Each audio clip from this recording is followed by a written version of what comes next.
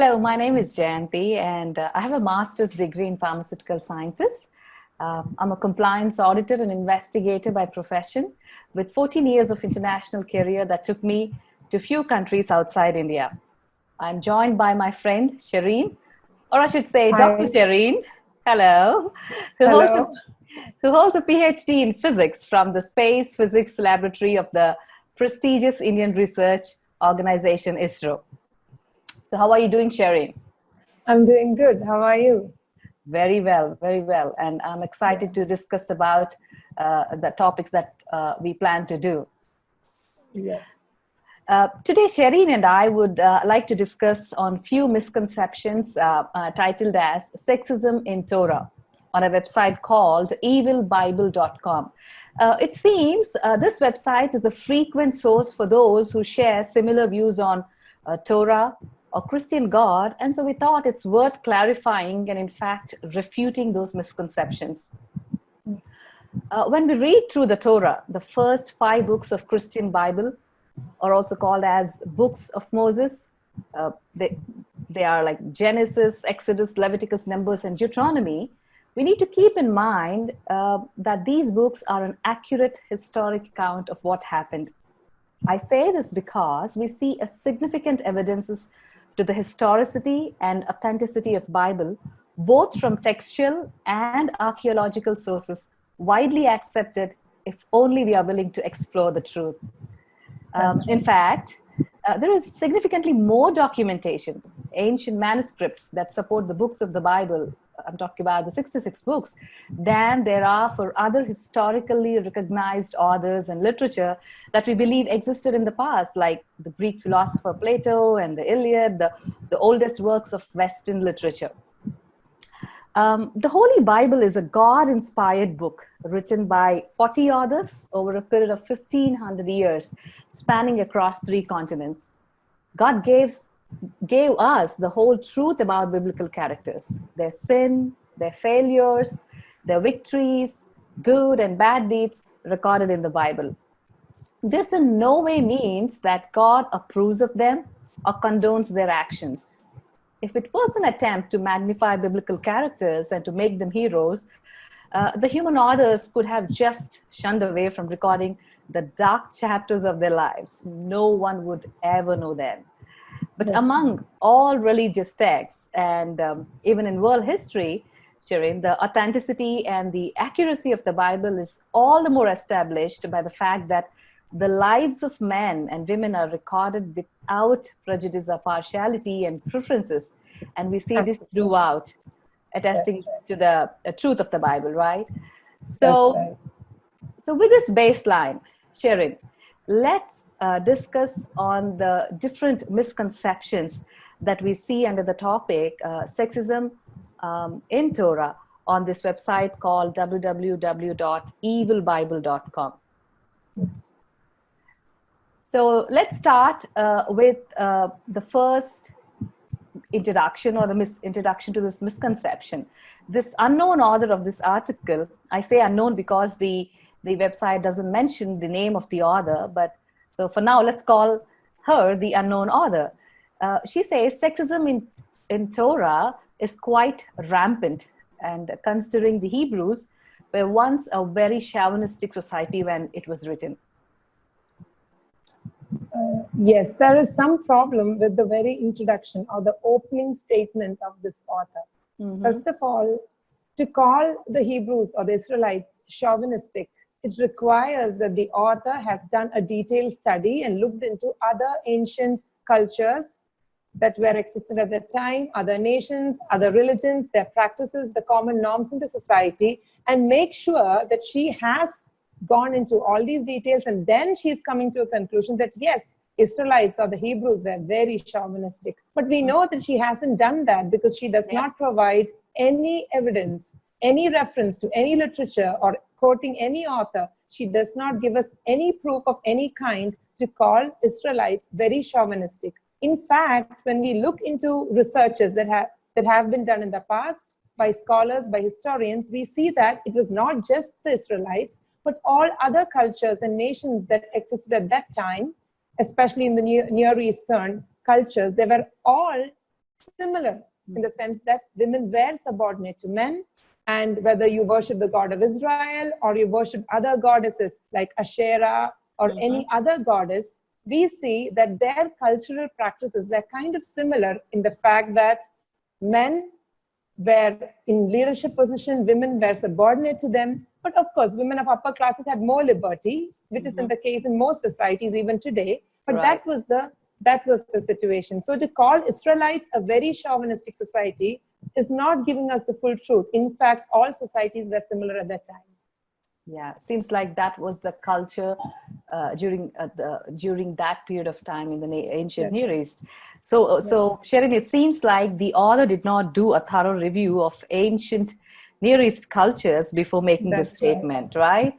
That is right. Yes. Yeah, and this unknown author who calls herself a feminist, she finds it her duty to cite the following verses that we would discuss going on and remind her fellow women of the sexist pig Christians and the Jews are told to worship. Strong words indeed. Very strong indeed. Yeah. Well, it is indeed noble to make others aware of what is not right, provided the author has done her homework in understanding the context and culture of these ancient writings with an intention to being true to the text, which clearly is not the case, isn't it? That's right. That is true. That is true. So with this general introduction, we would then step into a series of discussions on various questions or various misconceptions this unknown author has put on this website called evilbible.com. Let's move on to this first section. So in this section, before we go into further discussion, we just had in our previous episode about the general introduction, why we want to do this discussion, and what are all these allegations and where are these allegations or accusations or even misconceptions available. So let's start with the first one.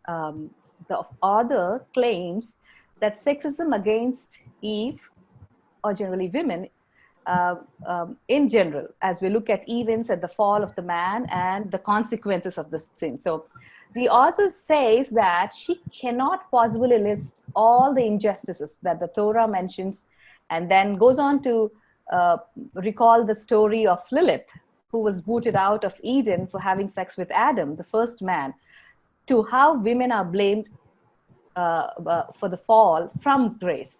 That's one of the misconceptions there, Sherine. Okay, so it is interesting because she mentions Lilith. Lilith is in fact not a character found in the Torah. She is part of Jewish folklore, and her story was told by people much after, many years or centuries after the fall, after the record of the creation account in the Bible. Lilith came into existence as a mythological character. She's not part of the Torah. So that would beg the question, which Torah did the author read? Exactly. And it's interesting that the author is feeling sorry for an imaginary character called Lilith. That's right. Not found in Torah that we all know of, but found in a Jewish folklore, right? That's right. But I'm glad that she mentioned the word grace in her rant. If she really understood what grace meant, she wouldn't have unnecessarily taken the pain of penning these false claims on this website.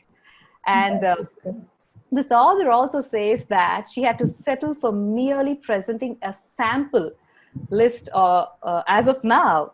So whatever we are discussing are a sample that she has presented. And she said she'll add more verses as she will thumb through the Pentateuch a second time, and suggest the readers in the meanwhile to feel free to utilize her excellent work, which she has done by just one reading of the Torah. Interesting. So let's look at another gem from this author. Just after her first read of Torah, I quote, Genesis chapter 3 verse 16 says that all women must suffer great pains during childbirth due to Eve eating the fruit of knowledge, and questions if it is just that humans should pay for their ancestors' sin. nor is a woman dying in labor somehow befitting a crime she did not commit, unquote. Would you like to respond on this, Sherine? Yes. Before we go into the details of the fall and how the fall happened and the consequences of the fall, let us take a look at the creation account itself. Genesis chapters 1 and 2 accounts for the creation of man and woman, of course, of the whole universe, but Right. man and women in particular. When we come to verse 26 and 27 of chapter 1 of Genesis, it states clearly that God made man in his image. Man, in fact, man and woman in his own image. So man and woman were created in God's image, making them of equal worth and value before God. In creation, there is no separation of value or worth. They are both equal in standing before God. Yeah. Again, the following verses show us that the dominion that God gave to men and women alike over all other creatures, you will be fruitful, you will multiply, and you will have dominion over all living things. That was not just given to Adam, but also to Eve. So God's design in creation is that man and woman, both made in the image of God, were equal in value and in worth in God's sight. So that again shows us that at the beginning of creation, God was not a sexist, making woman someone of lesser worth and value than man. Yes. So then when we go to chapter 2, we see the detailed account of the creation of woman. Now it says that God found man alone, or he felt the need to have a companion, a suitable helper. So Eve comes into the picture as a suitable helper to man. Now, usually the word helper or help is kind of a word that is of very less significance to us. Oh, she's just helping me. So, for us in modern context, the word helper might not give much significance or value. But in that context, if you go to the original Hebrew, we understand that the word helper is a Hebrew word which is pronounced as Ezer.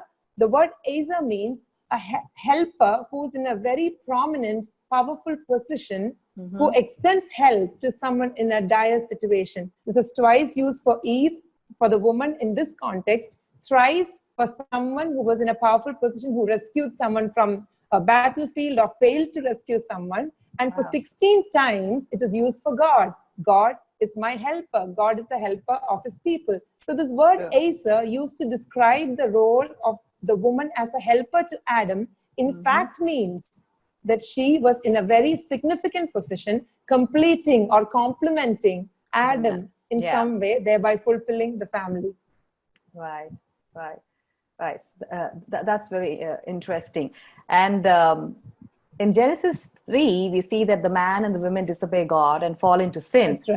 That's right. Sin will be punished by a just and holy God, and so it was done. That's right. So I would like to bring out 3 arguments to show why God was not being sexist. That's right. So that's right.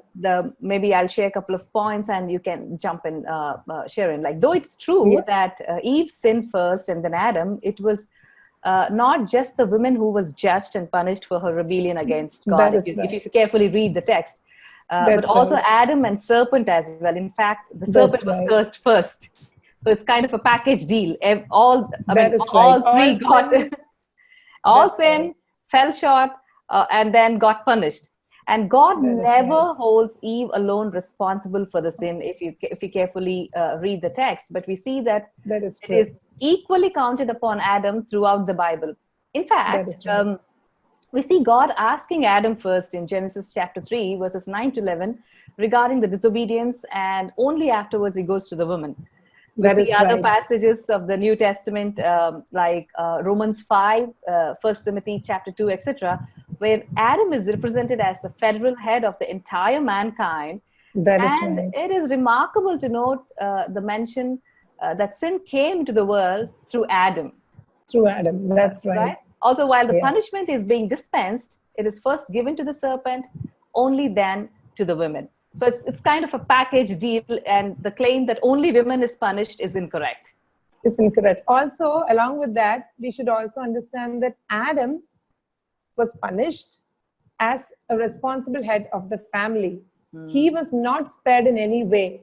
So God is not a sexist here. The whole article on this website is on sexism. But if Adam is equally punished as Eve, then there is no sex bias here. Also, one interesting point is Adam's punishment was that he would toil and he would labor, and he would struggle to make his family or provide for his family, and that would be a daily struggle for him. Even to this day, we see all those who work, they toil day in and day out, every day. It's a constant struggle for them. But look at the punishment given to Eve. It was labor pains, and that would happen only when she's bearing a child. So her pain or her punishment was for a limited time when she was in labor, giving birth to a child, whereas for Adam, it was a daily struggle. Adam would daily be reminded of the consequence of his fall, whereas the woman would only have pain at the time of labor. And along with this pain would also come a blessing. The only curse that had a blessing in it was that of Eve, because she would have a child. And we all know a baby or a child is one of the greatest blessings that God gives to mankind. So Eve's package, as you rightly said, had a blessing along with the curse. So that again is a beautiful picture of how Eve was in fact blessed through the curse.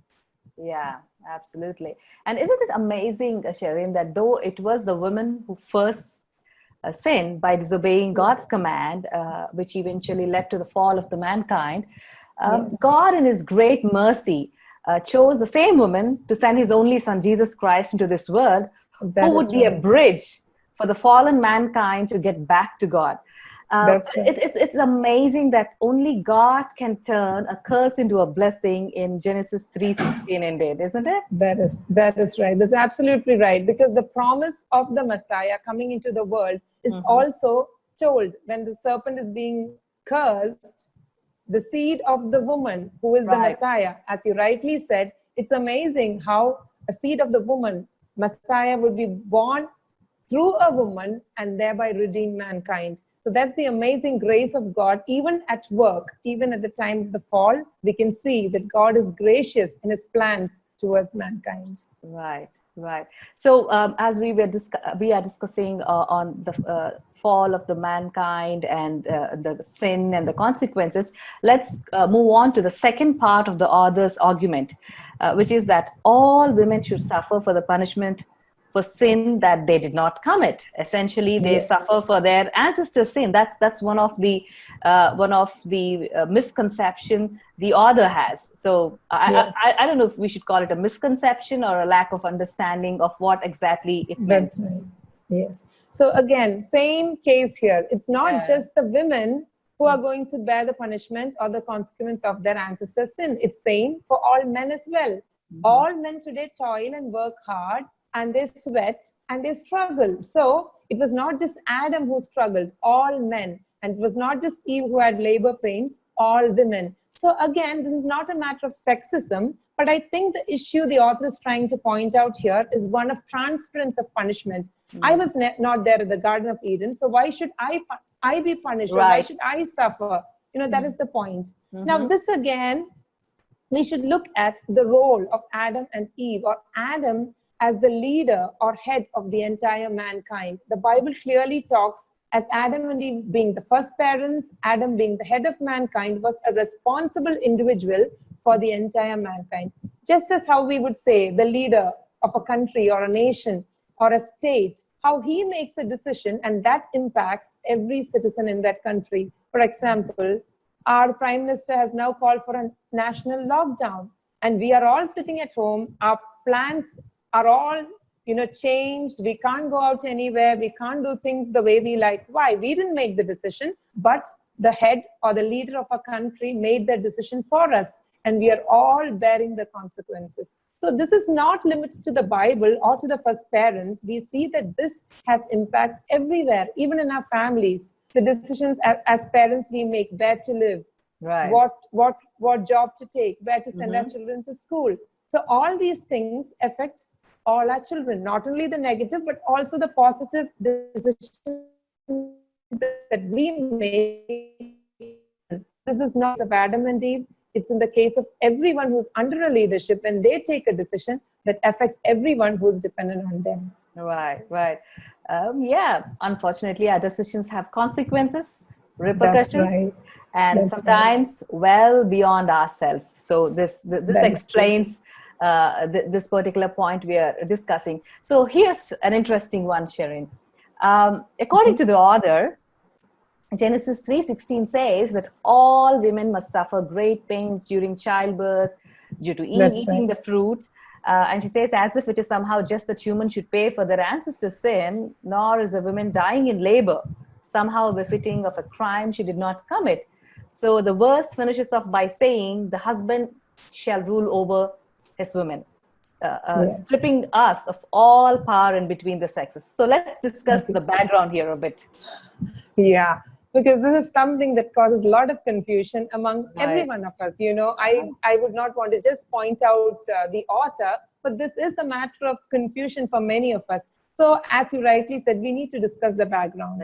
Now, the context here is the context of family or marriage. God made husband and wife, as we already saw. Wife was supposed to be a suitable helper for the husband. So, in divine design, husband was the leader of the home and wife was a helper complementing him and thereby completing the family. Now, this itself is a concept that many of us do not like to accept. But if you look at any units of society, take for instance a company, whether it's an IT company or a pharma company, wherever we are working, we have leaders or position or a project manager or a team manager, those who are in authority over us.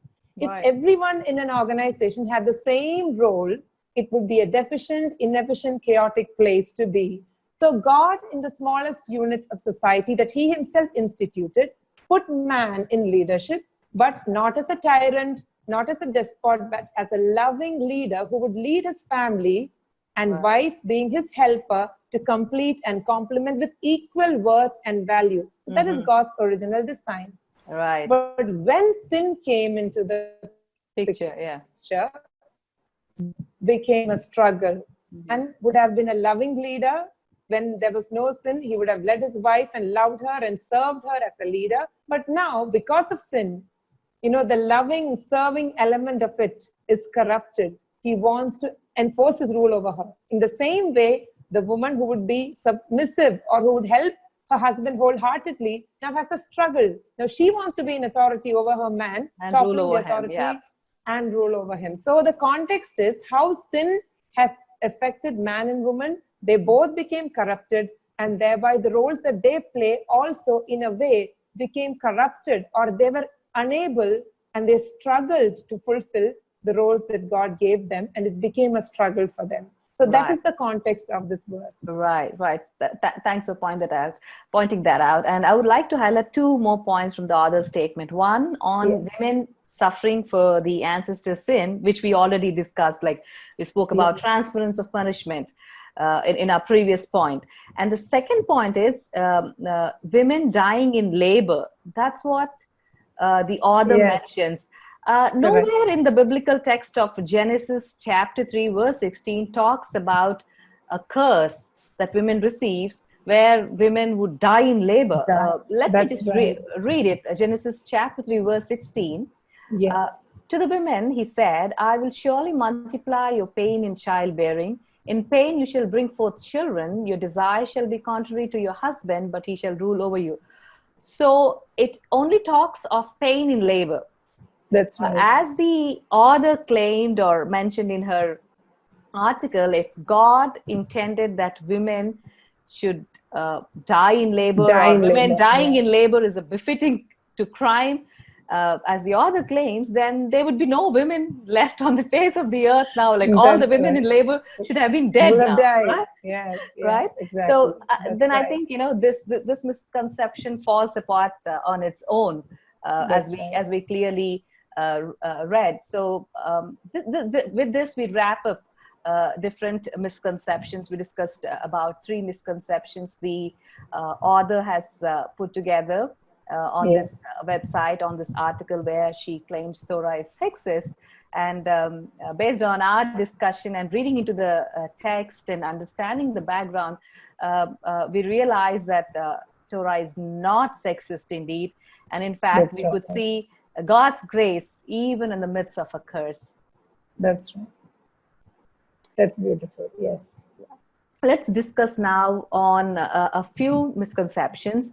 And these we have categorized under a section with a heading like women as objects of rape. So there are a few questions, or I would rather say assumptions, this author has made, which according to her, she comes to a conclusion that women are depicted as objects of rape in Torah.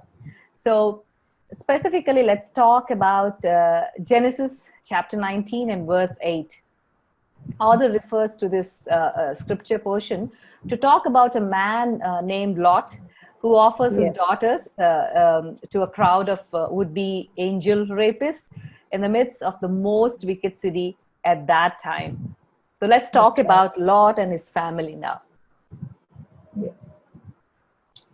Yes. So, as Jayanthi, as you mentioned, Lot is, as we know, nephew of Abraham. He was living in the city called Sodom and Gomorrah, and Sodom and Gomorrah was the most vile city, one of the most wicked city ever, because of the immoral sexual practices that were so common and so rampant in that city. And God sent his messengers, in fact, to destroy that city. And it is in this context that the messengers were taken to Lot's home. He opened his home for them, and he was being a very hospitable host to them. And he was, engaging them in his house and entertaining them. And like at this time, right? Like I was about to say, like any Middle Eastern person during that time, and even now, Easterners are one of the most hospitable people, right? That's right.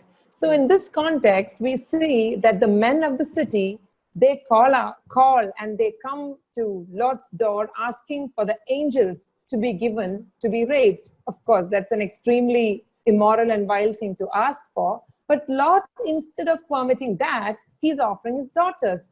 Is Lot right in doing that? Absolutely not. Lot, as a father, had responsibility to protect his daughters. So in no way we are justifying what Lot did, nor is God on Lot's side. How do we know that? Because the angels, in fact, protect Lot's daughters. The angels strike these men who are at the door, and they become blind, and they are no longer able to do anything. And the angels, or the messengers from God, they protect Lot's daughters. So where an earthly father fails, God indeed does what is needed to protect these women. So that shows how gracious God is to all women. Yeah. Again, this is another case of misreading into the text to make author's point. I would call it a classic eisegesis, rather than reading the next few lines into the story to see that the God of the Bible actually protected these women from being raped. Right? Yes. So this is a powerful example that when an earthly father makes a bad choice and fails to protect his daughters, in this case, it's Lot, but the heavenly Father doesn't, right? It's a beautiful thing. Yeah, I wish people read a little further than what they actually wanted to read. That would actually clarify a lot of questions. That's right. So let's continue on to this story. It seems like the story of Lot is quite popular with the author. Let's continue with the story of Lot. And this author of this article also mentions of God killing Lot's wife for simply looking back at the remains of a city. Was she simply looking back? Okay, this is very interesting.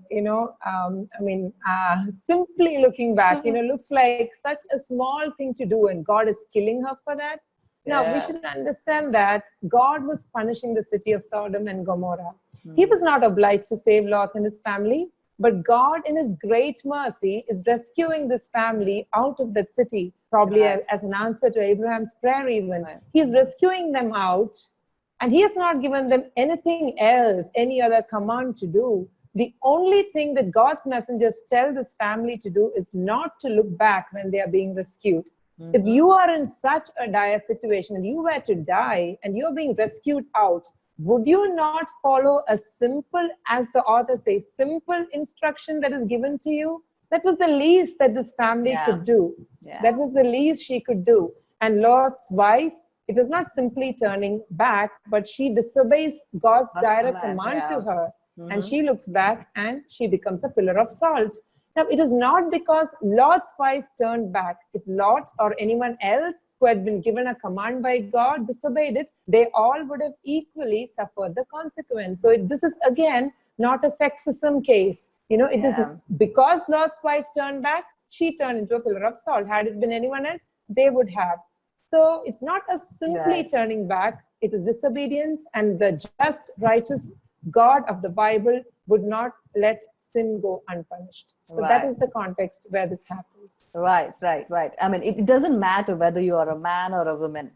Exactly. There are consequences to sin, which is a willful disobedience to God's command, right? So the author's assumption that God is sexist because he punished Lot's wife is incorrect. As you mentioned, Lot's wife looked back, she turned to a pillar of salt. As you mentioned, I don't know if Lot would have looked back, he might have turned to a pillar of salt. We don't know. Glad that he didn't look back.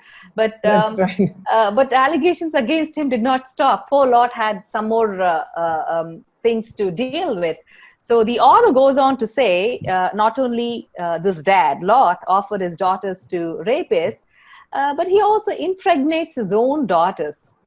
So let's examine the story in Genesis chapter 19. I'll read Genesis chapter 19, verse 31 and 32. Yes. And the firstborn said to the younger, talking about Lot's daughters, our father is old, and there is not a man on earth to come into us after the manner of all the earth. Come, let us make our father drink wine, and we will lie with him, that we may preserve offspring from our father. So that's what this scripture portion says, actually. Exactly. So this portion, again, is not quoted by the author. So, I mean, that itself makes it very clear. This whole scheme or scheming was done by Lot's daughters.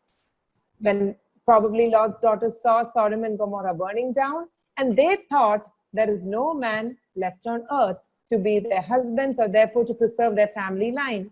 Probably they were also influenced by the moral culture of the society of Sodom, for which Sodom was punished. So it did not seem a big deal for them to make this scheme to get pregnant by their father. So to say that Lot impregnated them is going too far, because Lot would not have done it had he been in his sense. But what happens here is the daughters make their father drunk. And as it always happens, even today, a drunk man does not know what he does. He loses his common sense. And then he does not make good choices, right choices. And thereby, his daughters lie with him and they become pregnant by their father. That is true. But who schemed this? The daughters. So to put the accusation on Lot, we are not in any way justifying what Lot did. What he did was wrong. To get drunk. Absolutely, it was wrong. It was absolutely wrong. But to put the accusation on Lot is not correct, because the entire scheming was done by the daughters. Right, and this is a warning for all to take heed of. Right, God does not approve incest, as later given in the law. Leviticus chapter 18, verses 6 to 26 talks about this, and such relationships are abomination to the Lord. Just because Lot and his daughters slept, it doesn't mean that the God of the Bible is supporting this or commanding this. And so the context, in fact, is not Lot impregnating his daughters, as the author claims, but these two women raping their own father by making him drunk with wine, right? So it's actually the other way around. The other way around. Right. Yes. So when we talk about rape, this word comes a lot, at least in our own nation, unfortunately. We often talk about women being victims, which is true. But we should also acknowledge that from ancient times, there are cases of male rape too. So sin is not specific to any gender, right? That's right. So as the punishment. That is true. Right. So as we wrap up this discussion on Lot's family, we have discussed about Lot offering his daughters to rapists and how God rescues them. And in no way God actually supports this. In fact, God rescues these women. And then we spoke about Lot's wife turning into a pillar of salt. She willfully disobeyed God and turned to a pillar of salt, and not because she's women. So there's no sexism there. And again, we talk about Lot impregnating his daughters, while it was the daughters who schemed to preserve their family line, right?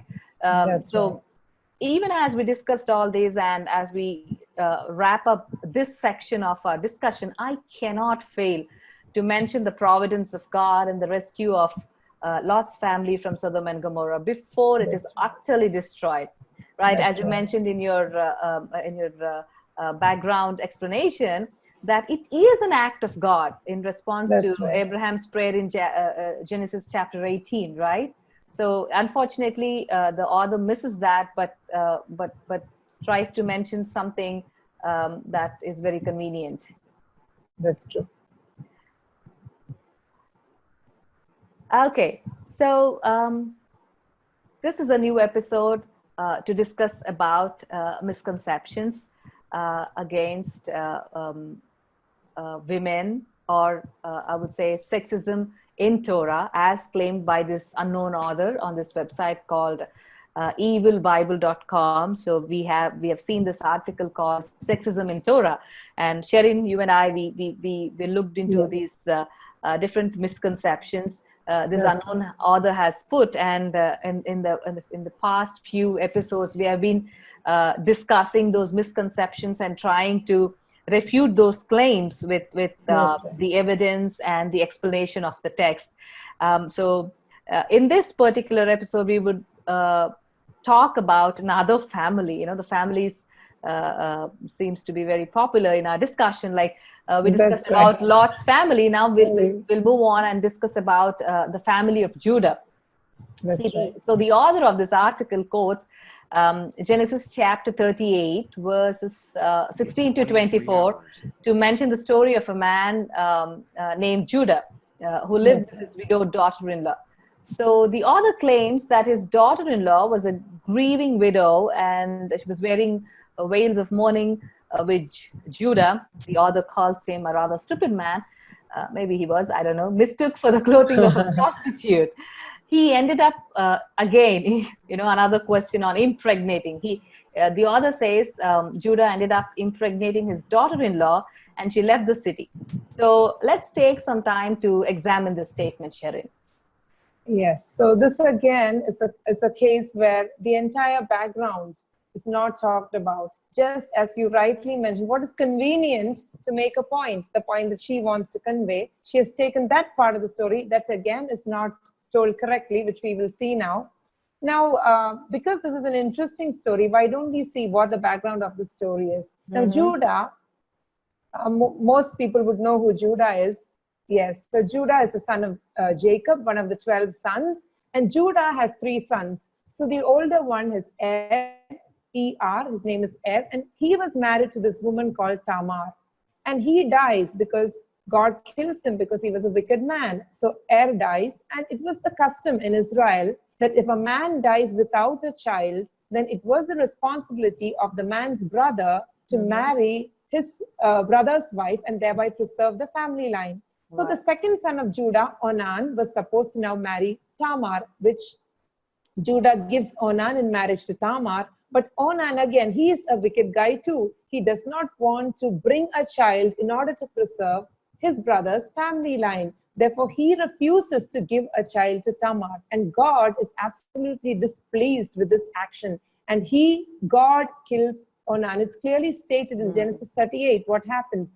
God, in fact, punishes Onan because he failed his duty to Tamar. Tamar's rightful, the right to a child through Onan, he withheld. So therefore, God punishes Onan.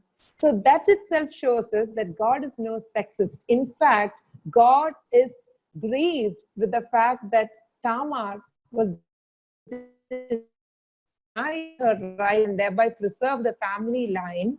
And so God comes into action and punishes Onan and strikes him dead. That is no silly matter. It's a very serious thing. So here, Tamar is favored by God and Onan is killed because he failed his duty to Tamar. So that is the background of the story. Now what should Judah do? Judah should give his third son, his name is Shelah, to Tamar.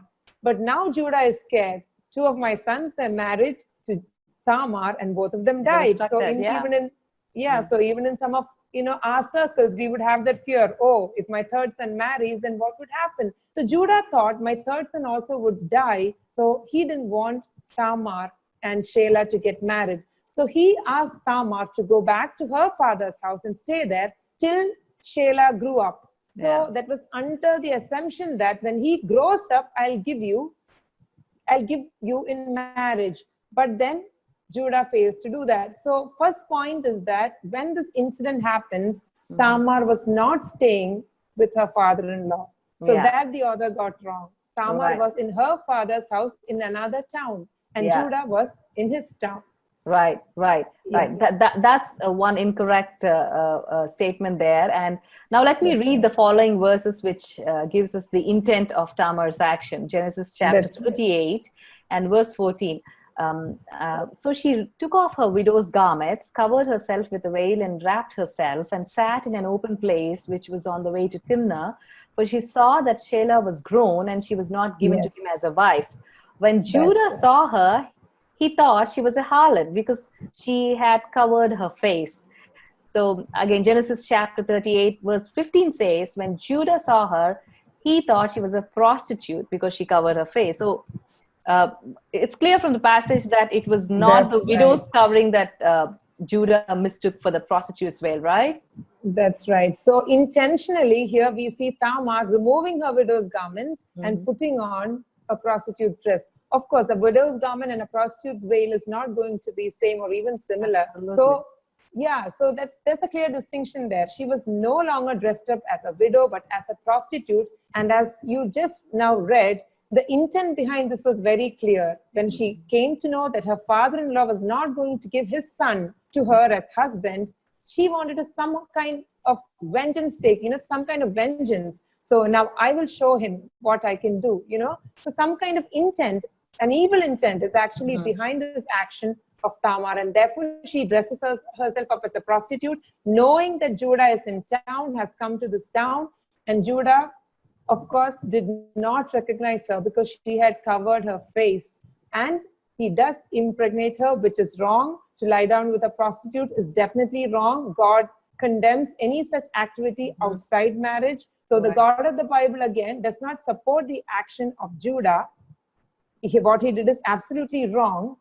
And so was Tamar wrong. So it is not whether Judah was wrong or Tamar was wrong. In God's eyes, both did what was displeasing to him, and both are equally responsible for what happened. But to say that Judah impregnated Tamar is just a small portion of that story when Tamar had schemed the whole thing, just like how we saw in the case of Lot's daughters. Right. So this is another case where the author ignores the fact that two men were struck dead by God as they did not fulfill the duty towards this woman. That's right. Tamar. But the fact that Tamar and Judah, her father-in-law, commit sin is highlighted conveniently, missing the point that it is Tamar who took the matter into her own hands. Right? That's right. So let's see what else has to this story. The author mentioned that on a later date, Judah sees this young woman again, which is Tamar, and demanded that she be burned for being a prostitute. And she makes a statement like, I like how only the woman is punished when they both engaged in this sexual act. It wasn't until Judah recognized the woman as his daughter-in-law and she was with child, then he decided to kill her. So basically what the author is saying is Judah can commit incest, use a prostitute, even if he's mistaken perception, and he impregnated a much younger woman, yet he thinks she's the one deserving death. So that's the point this author is trying to put across. Yes. Again, this is a historical account of what happened, and this fits in and supports the central theme of the Bible, that man is totally depraved and corrupted and could go to any length in his sinful behavior. Apart from grace and the mercy of God, we are all like Judah, because even now in our culture, in our society, we find a small fault with someone else and we are quick to judge them, when we ourselves could be indulging in the same activity, in the same sin, like Jesus Christ in Matthew chapter 7 quotes, when you have a log in your eye, you're busy taking out speck from your brother's eye. That's exactly what Judah did. Judah did exactly the same sin that Tamar has committed in this case, but he was quick to judge Tamar and call her out and, judge her and even say that she should be burned, when he himself has done the same thing. Of course, no one knows except Tamar that he is the one, who is the father of Tamar's child, so that is something that's hidden at this point of time. But then one more thing we see is when Judah actually recognizes that it is Tamar and he is the one who went and, impregnated her, then we see that Judah does not demand her burning. And then he also says that it is recorded that he did not go into her again. Yeah. So this is not a case of incest actually, because Judah lied with Tamar when he did not realize that it was Tamar, because the moment he realizes it is Tamar, he does not have any other sexual relations with her. So we cannot actually classify this as a case of incest, because if he knew it was Tamar, he wouldn't have done it. Now, it does not make what he did right. It is as sinful as it can be, and in God's eyes, both deserve rightful judgment. Yeah. I mean, well said. In fact, the genealogy of Christ has women whose lives were far from ideal. As we look into the story, it is also significant that Tamar appears in the genealogy of Messiah, Christ, in Matthew chapter 1. This is an example how God elevates women who have lives, as I mentioned, far from perfect. And Jesus was gracious not only to be born into this bloodline, but make sure the names are mentioned in the genealogy. And with this, I would argue that it is actually the opposite of what sexism against women should be, right? The women with a shady background, women who made some wrong choices. Yes. They were actually shown grace, and some of them even found their names in the genealogy of Christ, right? That is right. Right. That is right. So as we discuss the family of Judah and the claims that Judah and Tamar, Judah slept with Tamar, and it's in a case of incest. We refuted those claims, and we also discussed on the fact that it's not Judah that took the initiative, though he went and he thought he saw a prostitute, but it was his daughter-in-law, but it was Tamar who initiated this action, right? With this, we can we can wrap up our discussion to refute these pointers with respect to the story of Judah. Yes.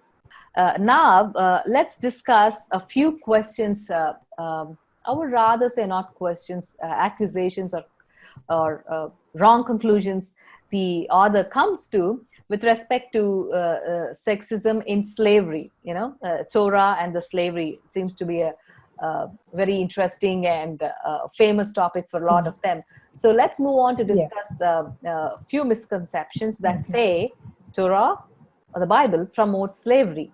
Specifically, Exodus chapter 21, which in fact has a heading, Laws About Slaves. So, that's right. For the author, Exodus 21, verse 3 to 4 says that if a male slave is given a wife by his master, regardless of how long they are wed, how much they love each other, or if they have kids, he cannot leave servanthood with his wife or children. The women and children are merely property of the master, and their personal happiness or sanctity of the family doesn't matter. So this is something that's concerning our unknown author now. Yes. So before we delve into the exact passage and try to see what she's trying to say, the author, we should understand slavery in the ancient world. We know that slavery was rampant in the ancient world, and many people have this misconception that Bible somehow is responsible for slavery. But the opposite is in fact true, because we know that the Israelites, the main characters in the Torah of the Bible, are the people of Israel. They were slaves in Egypt for more than 400 years. So slavery was already existent. And in fact, Israelites were slaves. So we know that in no way Bible is responsible for bringing in slavery into the ancient culture. In fact, the contrary is true.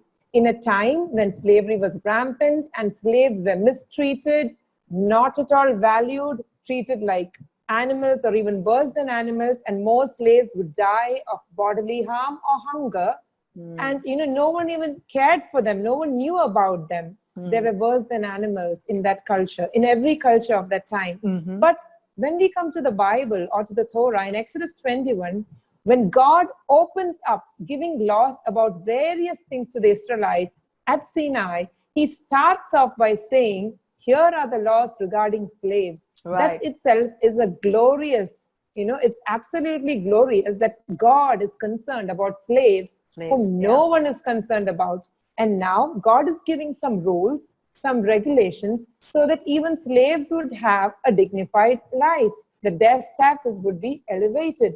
So the Torah does acknowledge or knows that slavery is existent, and some kind of slavery would also be among Israelites, but this would be a death knell to the actual kind of slavery that was rampant. Rather, slavery in Israel would be distinct. It would be a rural, domestic work. It would be a small scale one.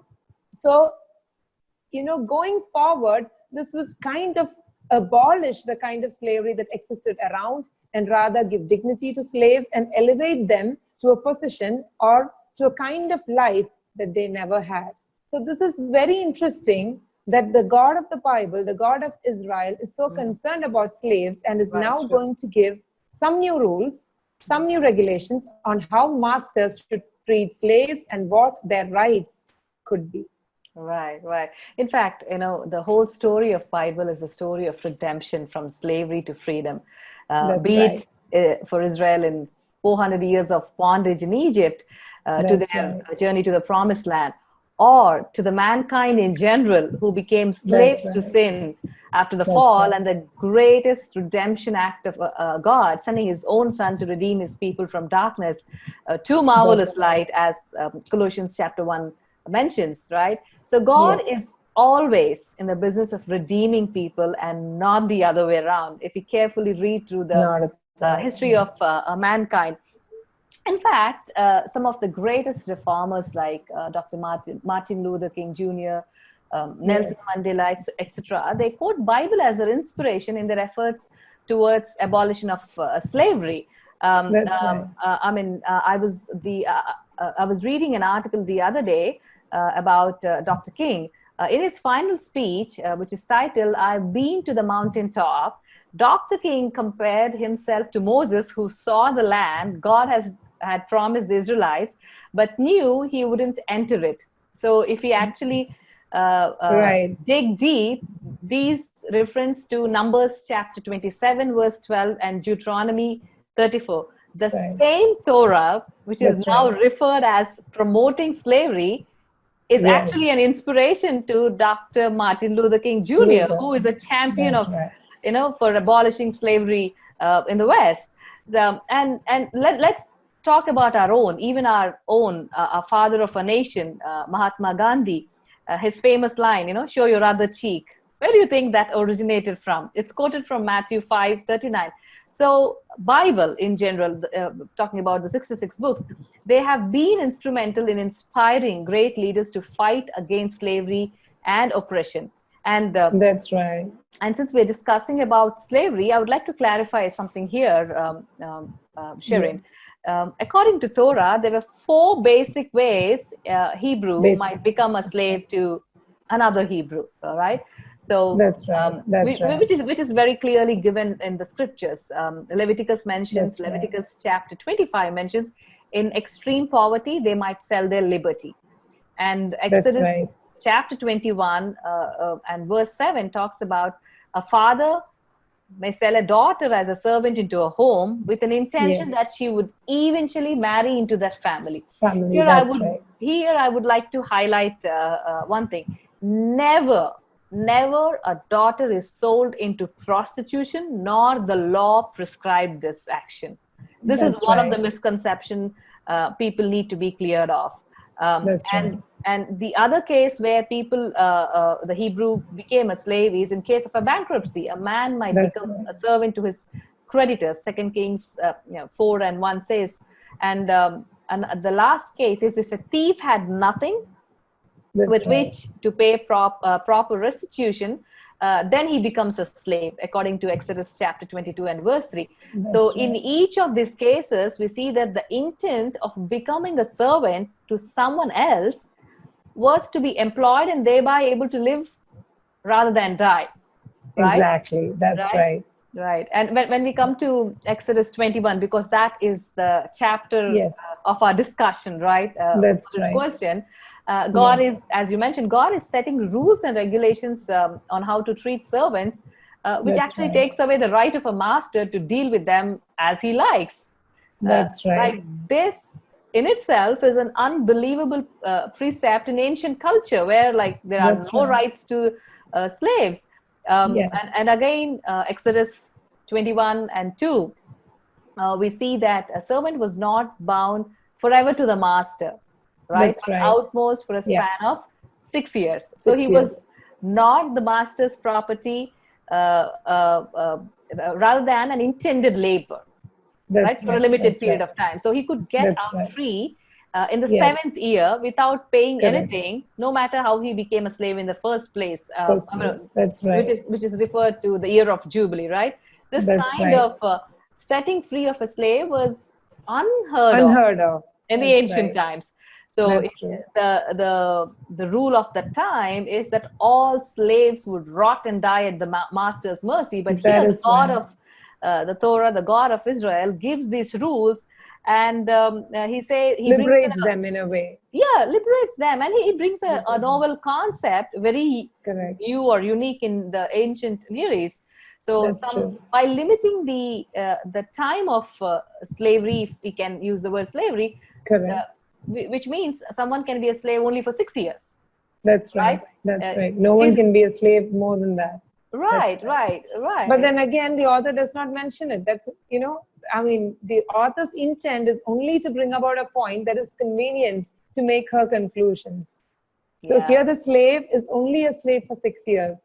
And then he's free. He's free to go. So here in this particular context, she says that he cannot take his wife and children along with him. But then just, if you read the whole passage, we understand that if a slave came in as a married man, he already had a wife and family, then after 6 years, he could take them and go because he was allowed to keep his family that he had prior to becoming a slave. He could take his family with him when he went. So that is not talked about by the author here. The specific context of this verse 3 and 4, is that the slave came in, if I could say, as a bachelor. He was not married. And the master provides a family for him. I mean, that itself is, an interesting concept. A slave is being provided with a family, a wife, and probably children. And if the master provided them, then the master had the right to keep them with them because the master provided them to the slave, and the slave had to go. Now, the master cannot withhold anything from the slave that the slave had when he came. If he was married, his wife and children would go with him. But if he wasn't married and then the master provided a family, then the master rightfully could keep them back. Yeah, fair enough, could keep them back. But again, we see here, the slave has an option. If he loves his family, if he wants to be with his family, if he wants to be with his master, then and only then he could continue being a servant in that household. If you have to stay more than 6 years and continue being a servant, then you could do, and then you could stay with your family. So here, it all depends on the slave, what he wanted to do. Do you want to stay or do you want to go? Do you want to have a family or you want to be set free? Again, this is a revolutionary concept, isn't it? The master has no right to determine what the slave does. The slave has the choice and the liberty to decide for himself. That again is so contrary to the very concept of slavery, if we understand slavery that was rampant there. Yes. Yeah. So we can conclude by carefully reading the text that Bible in no way supports slavery, but in fact, it created laws for those who are often without rights, and God also That's right. graciously provided them a means of freedom through That's various right. laws and regulations, right? That's right. So the Okay. Bible is, in fact, very the teachings of the Bible or the laws in the Bible are very crucial in eliminating slavery, not in establishing them. So Right. that that we need to keep in mind when we look through the slavery laws, that this was in fact a way of eliminating slavery and not establishing them. Right, right. So there's a follow-up misconception to this with respect to slavery in Exodus 21:7, where the author mentions that God not only sanctions selling one's daughter into slavery, but he also gives out laws on how it should be done. I'll read Exodus chapter 27, verse 7 to 11. The author mentions, so that it will provide some clarity to the listeners. If a man sells his daughters to be a female slave, she shall not go out as the male slaves do if she does not please her master, who has betrothed her to himself, and he shall let her be redeemed. He shall have no right to sell her to a foreign people, since he has dealt deceitfully with her. And if he has betrothed her to his son, he shall deal with her according to the custom of daughters. If he takes another wife, he shall not diminish her food, her clothing, her marriage rights. And if he does not do these three for her, then she shall go out free without money. That's what the text says, actually. That's right. So this is just the follow-up text. So the previous question we dealt with verses 1 to 6 of 21. This is just attached to it, 7 to 11. So we first talked about a man being a slave. Here we talk about a woman being a slave. Now look at the distinction here. A woman could not become a slave unless she was betrothed with a promise to be married. And so see God's heart there. He's concerned about the well-being of this woman in this home. So she would ultimately become a family member. So she would be either betrothed to the master or the master's son, as this text implies. And then probably after a year, which was customary again for Jewish engagements, she would become the wife.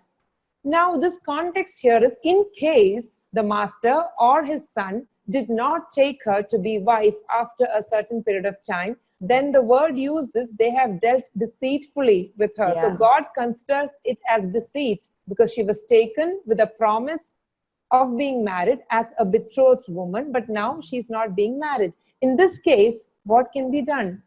The master cannot just send her off saying that you are just a slave.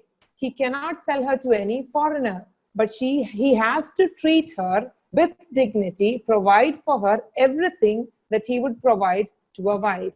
And if the son was supposed to marry her, then she would now have the status of a daughter. It is clear in this text that you read the word custom of daughters. He should deal with her according to the custom of daughters. So now she has to be treated as a daughter. If not, she can be redeemed. She can be redeemed if none of these options work out, that she's not treated with the dignity as a wife nor a daughter. And if she's not redeemed, only then she can be set free without having to pay any amount of money. Because when she became betrothed, this master would have paid a bride price to the father of this girl. But now when she goes, she need not pay him back. She can just be set free.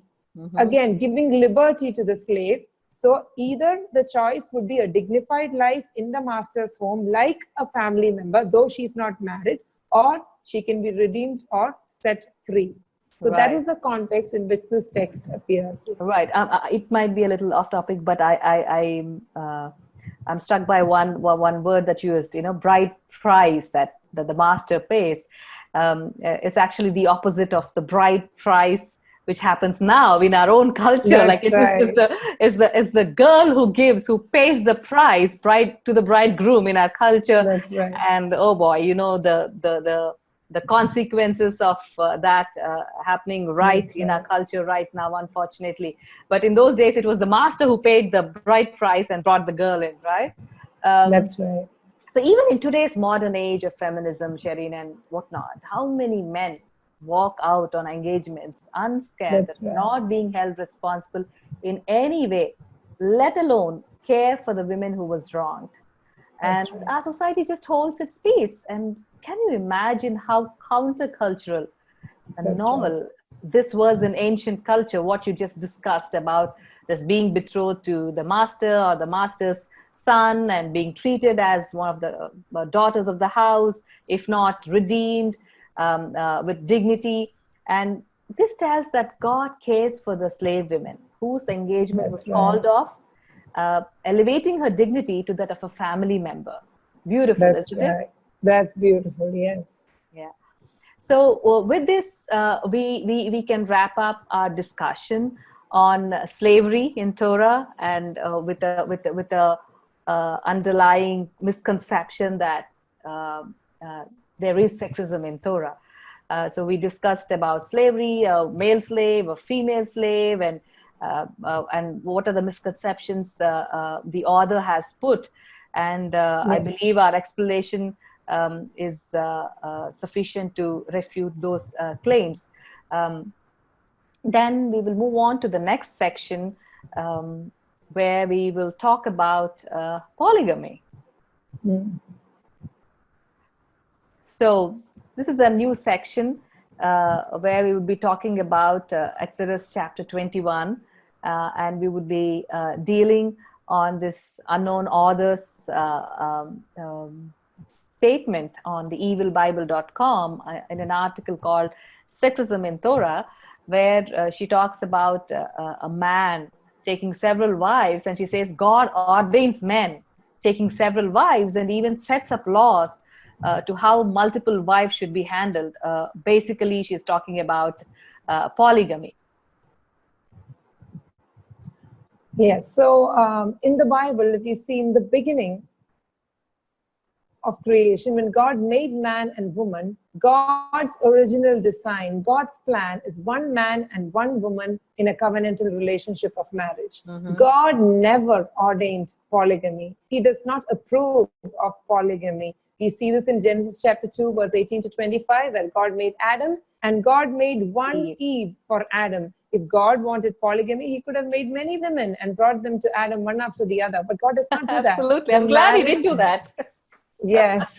So marriage in the Bible is one man and one woman in a covenantal union, in a covenantal relationship. And again, Jesus Christ in Matthew 19, even in the context of the disciples or the Pharisees asking him about divorce and remarriage, even there, he quotes back to the original creation account where he says, it was not so. In the beginning, God made one man and one woman. So that is very clear. God's plan for marriage is not polygamy, but it is a one man, one woman relationship. But of course, the cultures of that time, the ancient cultures, even we see this in kings of Israel and Judah, they had multiple wives. So the Israelites, the Hebrews, they definitely had their share of influence from the culture. And we see in most of the men in the Bible, they had multiple wives. But this does not mean that God approved or condoned their behavior. It does not mean that that was God's plan for the family. It is clear when we come to the end of the Old Testament, the book of Malachi, when the prophet Malachi accuses or brings out accusations against Israel, one chief accusation is that you have dealt treacherously with the wife of your covenant. No wives, but with the wife of your covenant. So there was one wife. It's one wife. So that's very clear both in the Old Testament and in the New Testament. God never approved polygamy. And even these patriarchs or the people that we see who had multiple wives, they struggled because of it. There were family feuds, there were issues between children, issues between wives, and the effects of straying away from God's original design, we see clearly. When they did not keep the precepts of God and follow his design and took multiple wives, they suffered, they absolutely suffered the consequences of it. So we even see that. So the God of the Bible in no way condones polygamy. Yeah, I mean, polygamy never had a positive effect on families in the Bible then. That's right. And is the same case now, right? It's not a good idea. That's I don't true. think anybody should even consider it. Well, we have discussed many misconceptions, Sherine, all the way from the fall to polygamy right now. We have discussed about the claims of this unknown author, where she calls the God of the Bible a sexist pig, and Torah being sexist against women. from the account of the fall to Lot's family, to Judah's family, and topics regarding slavery and polygamy. However, as we discussed, all the arguments fell apart when we actually looked into the context and understood its original intent. And Sherine, till now, we both have tried to provide meaning behind the text. But before we wrap up, let's see what some of the statistics say. Let's look at some facts and figures for those who love numbers and stats. If you look at societies generally built on Judeo-Christian principles, we see that women are enjoying elevated status and equal opportunities when compared to other faiths. It's no secret. I recently came across an interesting statistic from our own Indian government website. It's called vikaspedia.in. And there is a sub-page over which talks about overview of minority communities in India. So let me read some interesting mentions from there. According to this government website, under the overview of minority communities in India, socio-economic status of minorities was one of the heading, where it mentions the literacy rate among persons of age 15 and above was the highest for Christians for both sexes, male and female, including the educational levels, secondary and above, standing highest in all the minorities in India. And another a fact that's mentioned there is LFPR, which is the labor force participation rate. In the urban female category, it was the highest for Christian females. And let's look at another parameter, work participation rate. Male-female differential in this WPR, which is work participation rate, was the lowest among Christians, which means the Christian females are enjoying a better equality and support from their community to outshine others. So this makes us think, if Torah or the Bible is so sexist against its women, why then the communities that adhere to Christian faith see this equality and progress among women? We have seen so many examples right around us. We can see examples if you're only willing to know the truth. So I want to remind the listeners of what Jesus said in John chapter 8, verse 32. Then you will know the truth, and truth will set you free. May the Spirit of truth guide us all into that all truth. God so loved the world that he gave his only Son, and whoever believes in him will not die but have everlasting life. So Sherine, it has been a wonderful time discussing with you these various topics, and I hope we both have provided enough of information and clarity to the listeners who would listen to this recording at a later point of time on understanding these misconceptions and clarifying them of the truths from the Bible. And it's our prayer that the truth would set them free. And so with this, goodbye till we meet again.